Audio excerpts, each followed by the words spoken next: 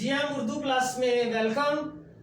आज मैं अपने दोस्तों को जो हैवी ड्यूटी ज़्यादा किलोवाट के जनरेटर इस्तेमाल करते हैं जिसमें रेडिएटर लगा होता है उसके बारे में कुछ बताना चाहता हूँ।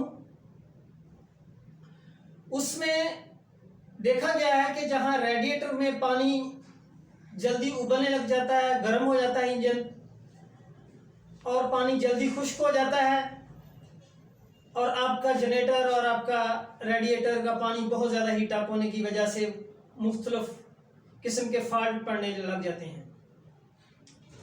तो रेडिएटर के बारे में ये है कि सबसे पहले आप उसमें तेज़ाब यानी केमिकल जो आम मिल जाता है बाजार में, मार्केट में, उसमें वो केमिकल डालें, उसका ड्रेन सिस्टम नीचे से खोल दें, स्विच उसका स्क्रू, और उसमें ऊपर से वो केमिकल डालें।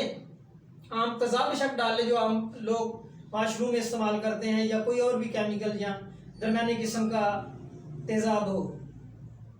तो जब आप ऊपर से जहाँ से पानी डालते हैं, जब वो उसको तेज़ाब को डालेंगे तो तमाम आपकी जाली से, रेडिएटर से पानी गुजर के आपके ड्रेन से बाहर निकल जाएगा। उसमें जो नमकियात है पानी के या जाली का जंग है वो निकल जाएगा। और जब उसके बाद फिर उसमें काफ़ी दफ़ा पानी इन करें और ड्रेन के जरिए निकालें उसको। जब देखें कि आपका पानी बिल्कुल साफ़ हो गया है, इसका मतलब आपका रेडिएटर बिल्कुल मुकम्मल सही साफ़ हो गया है, तो एक और केमिकल मिलता है जिसे कूलेंट कहते हैं।